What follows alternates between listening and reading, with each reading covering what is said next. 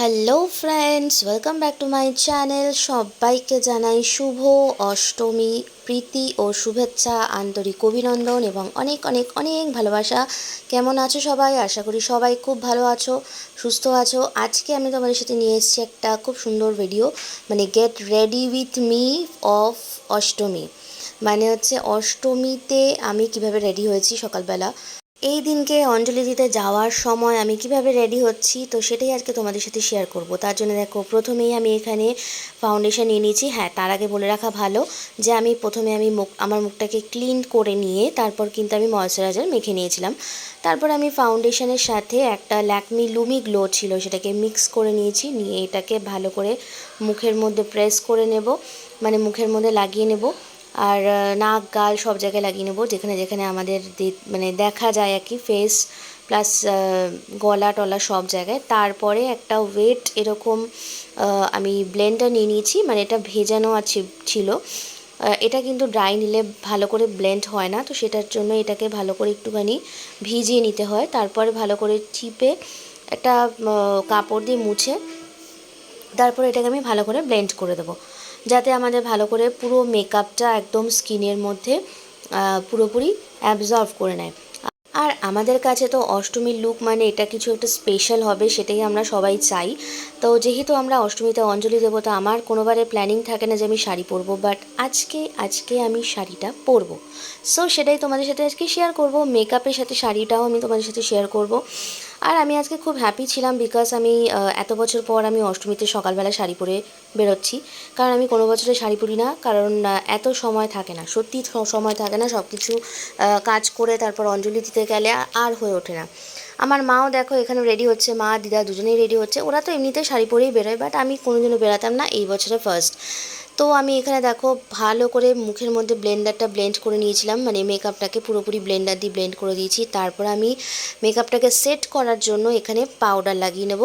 এই পাউডারটা হচ্ছে রোজ পাউডার, ল্যাকমিরই রোজ পাউডার। আমার সব প্রোডাক্ট ল্যাকমিরই থাকে। তো ল্যাকমির রোজ পাউডার দিয়ে আমি ভালো করে এরকম ড্যাব ড্যাব করে পাউডারটা লাগিয়ে নিচ্ছি। তবে হ্যাঁ, একটা জিনিস এখানে বলে রাখা ভালো, এখানে কিন্তু পাউডারটা অলওয়েজ ড্যাব ড্যাব করে লাগাতে হবে, এটা দিয়ে কিন্তু ডলা বা ঘষা যাবে না।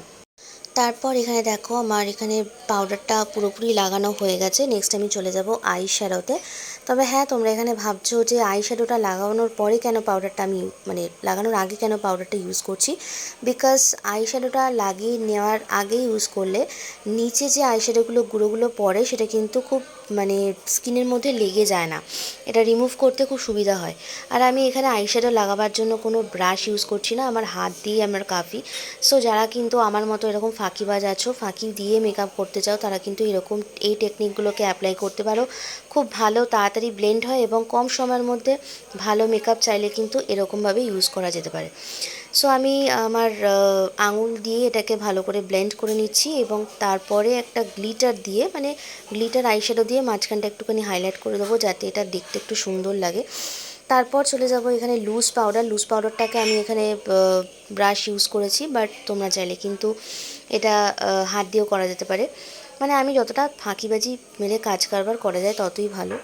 আর সকালবেলা সত্যি এত টাইমের মধ্যে, কম টাইমের মধ্যে মানে এরকমভাবে মেকআপ করাটাও কিন্তু একটা ট্যালেন্ট লাগে বস। যাই হোক, আমার এখানে মেকআপটা মানে ডান হয়ে গেছে। এবার আমি লিপস্টিকটা পরবো আর হচ্ছে আইলাইনারটা পরবো। এই কাজটা খুব কঠিন মানে আমার মনে হয়, বাট এখানে আমি যে আইলাইনারটা ইউজ করছি এটাও কিন্তু ল্যাকমির আইলাইনার। আর এই আইলাইনারতেই একমাত্র তুলিটা দেখতে পাচ্ছ কতটা সরু আর কতটা সুন্দর, মানে জাস্ট একটা স্ট্রোকেই এটা এতটা কভার করে। আমার তো এটা খুব ফেভারিট। তোমাদের কারা কীরকম মনে হয় বা তোমরা কি মনে করো সেটা কিন্তু অবশ্যই আমাকে কমেন্ট করে জানিও এই আইলাইনার ব্যাপারে।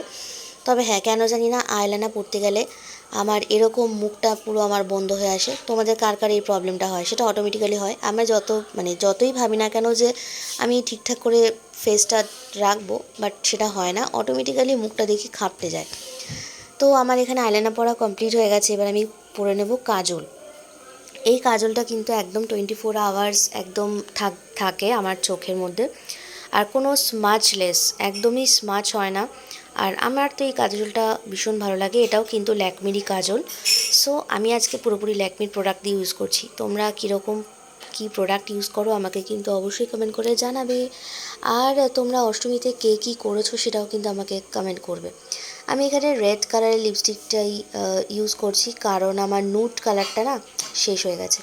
তো যেহেতু আজকে অষ্টমী, জানি সকালবেলা রেড কালারটা কেমন লাগবে, বাট তাও আমার রেড কালারটা ভালো লাগে। কিন্তু শাড়ি যেহেতু পরবো আর একটু ব্রাইট লুক চাইছি, তো সেই কারণে কিন্তু রেড কালারটা ইউজ করেছি। আমি এবার ব্লাউজটা পরে নিয়েছি, তারপর পরে নেব শাড়ি। দেখো এখানে শাড়ি পরে নিয়েছি, আর আমার মা এখানে কুচিটা আমাকে একটুখানি ধরে দেবে। মানে একা একা শাড়ি পরতে গেলে কিন্তু কাউকে লাগে, একা একা সম্পূর্ণ হয় না। যারা পারে, বাট আমি অতটাও এক্সপার্ট নই, তো সেই কারণে মা এখানে একটুখানি কুচিটা ধরে দিয়েছে, তাতে করে আমার সুবিধা হয়েছে। আর দেখো তো এই শাড়িটার সাথে এই ব্লাউজটা যেটা আমি পরেছি সেটা কন্ট্রাস্টে কেমন লাগছে, আমাকে কিন্তু অবশ্যই তোমরা কমেন্ট করে জানাবে তোমাদের এটা কেমন লেগেছে। তারপর এখানে পরে নেব আমি কিছু জুয়েলারি। এখানে আমি অক্সিডাইজ জুয়েলারি নিয়েছি। আমি এখানে গোল্ডেনটা সকালবেলা পরতে চাইছিলাম না, তাই জন্য আমি এখানে অক্সিডাইজটাই নিয়েছি। এখানে কানের, আর এই যে হারটা দেখো যেটা মা আমাকে পরিয়ে দিচ্ছে, এটা কিন্তু আমি কালকেই কিনেছিলাম। তবে এই জিনিসটা, এই ডিজাইনটা আমার খুব ভালো লেগেছিলো, তাই জন্য আমার কোনো লম্বা টাইপের হার ছিল না। আর তার মধ্যে পরে নিলাম আমি একটা স্টোনের টিপ। বাট ব্যাড লাক, যখন আমি রাস্তায় বেরিয়েছিলাম আমার স্টোনের টিপটা খুলে পড়ে গেছিলো। এটা আমার টিপটা আমার মানে স্টোনের টিপ আমি বেশিক্ষণ ক্যারি করতে পারি না। আর আমরা চলে এসেছি এবার মণ্ডপে, কারণ আমরা দেবো হচ্ছে অঞ্জলি। তো দেখো এখানে আমি অঞ্জলি দেওয়া শুরু করে দিয়েছি, আর এখানে পেছন দিয়ে ফুল নিয়ে কাড়াকাড়ি হচ্ছিলো। ন্যাচারালি অষ্টমীতে এরকমই হয়। আর আমাদের পাড়ার ঠাকুরটার এত ভিড় হয় যে মানুষ একেবারে মানে প্রচুর ভিড় হয়, সবাই অঞ্জলি দিতে আসে। 4-5 বার অঞ্জলি হওয়ার পরেও কিন্তু প্রচুর ভিড় থাকে। তো দেখো আমার এখানে অঞ্জলি দেওয়া হয়ে গেছে। এবার আমি ঠাকুরকে একটু প্রণাম করে নিয়ে তারপর আমরা এখানে ধূপকাঠি মোমবাতি জ্বালাবো। তো ধূপকাঠি মোমবাতিটা আগে আমাদের অন্য জায়গায় জ্বালানো হতো, বাট সেটা ঠাকুরকে দেখে তারপর সেখান থেকে অন্য জায়গায় আমরা জ্বালিয়ে নিই। আর আমার মাও এখানে ছিল, মা, দিদা, আমি তিনজনেই মিলে গেছিলাম সকালবেলা অঞ্জলি দিতে। প্লাস এরপর আছে নবমীর পুজো আর হচ্ছে সন্ধি পুজো। সেটাও কিন্তু বাঙালির কাছে খুবই স্পেশাল, ইনফ্যাক্ট যারা দুর্গা পুজো করে তাদের কাছে খুবই স্পেশাল। আর তোমরা কারা কারা এরকম অষ্টমীর পুজোর পরে সন্ধি পুজো প্লাস হচ্ছে কুমারী পুজো দেখেছো, সেটা কিন্তু অবশ্যই আমাকে কমেন্ট করে জানাবে। আমি কিন্তু কুমারী পুজো দেখেছি, আমার খুব ভালো লাগে জিনিসটা। দেখো আমি এখানে মাকে ধূপকাঠি দেখিয়ে প্রণাম করে তারপর আমরা চলে আসব। এবং আজকের মতো তোমাদের সাথে এই পর্যন্তই। আর কারণ আমি পরের ভিডিওতে আবার তোমাদের সাথে শেয়ার করব আর কীরকমভাবে আমরা আরও ভিডিও আসবে, কারণ পরেই আসছে লক্ষ্মী পুজো, সেই ভিডিও তোমরা পাবে।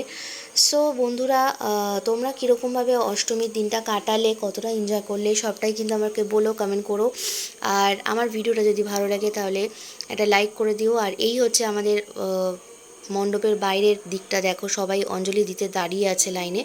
সো বন্ধুরা, আমি ভিডিওটা এখানেই শেষ করছি। তোমাদের সাথে দেখা হবে আবার পরবর্তী অন্য কোনো ভিডিওতে। তোমরা ততক্ষণ সবাই খুব ভালো থেকো, সুস্থ থেকো, সাবধানে থাকো। আর হ্যাঁ, অবশ্যই কিন্তু আমার চ্যানেলের সাথে থেকো। নতুন যারা বন্ধুরা আছো অবশ্যই আমার চ্যানেলটাকে সাবস্ক্রাইব করে চ্যানেলটার সাথে থাকো। আরও পরে ভবিষ্যতে আরও অনেক ভিডিও আসবে, আরও সুন্দর সুন্দর ভিডিও আসবে, সেগুলো কিন্তু অবশ্যই তোমাদেরকে দেখতে হবে। আর আমাকে এই ভিডিওতে কেমন লাগছে সেটা কিন্তু অবশ্যই আমাকে কমেন্ট করে জানাতে ভুলো না। সো গাইস, সবাইকে আবারও জানিয়ে দিই হ্যাপি অষ্টমী। শেষ করছি এখানেই, দেখা হচ্ছে তোমাদের সাথে পরবর্তী ভিডিওতে। টাটা।